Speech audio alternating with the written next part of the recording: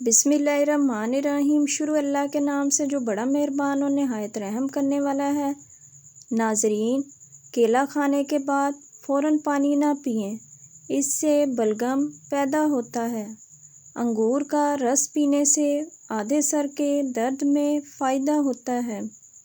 بادام میں کیلشیم ہوتا ہے جو کہ ہڈیوں کے لیے ضروری ہے۔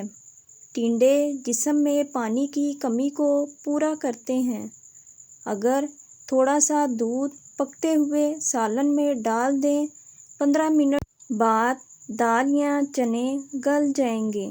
اگر آپ کی کھانسی ٹھیک نہ ہو تو کچے امرود کو آگ پر سینکیں اور اس میں نمک لگا کر کھائیں۔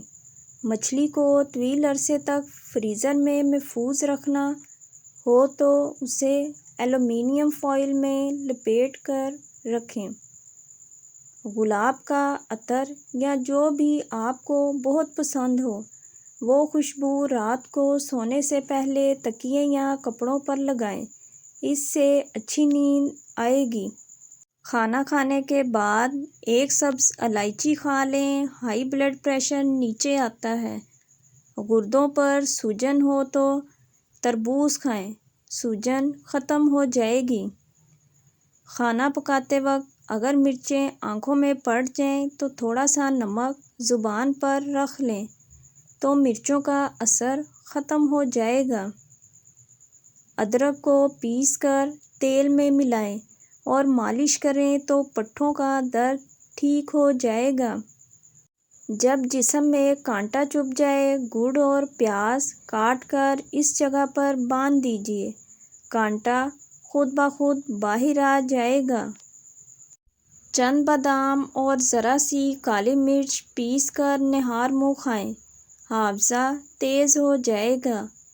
چائے پینے سے بدہضمی ہو تو تھوڑی سی سونف چبائیں۔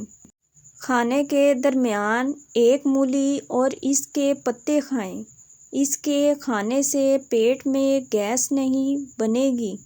روزانہ ایک بوند شہد ڈالنا موتیا بند سے محفوظ رکھتا ہے۔ کان میں پانی پڑ جائے تو الٹے پاؤں چلیں، کان سے پانی نکل جائے گا۔ مونگرے کے استعمال سے جسم کی ٹوٹ پھوٹ اور سردی کی شدت سے بچا جا سکتا ہے۔ ورزش کی وجہ سے بدن کے انگ انگ میں تازہ خون دوڑ کر ہر خلیے کو اس کی غذا پہنچاتا ہے۔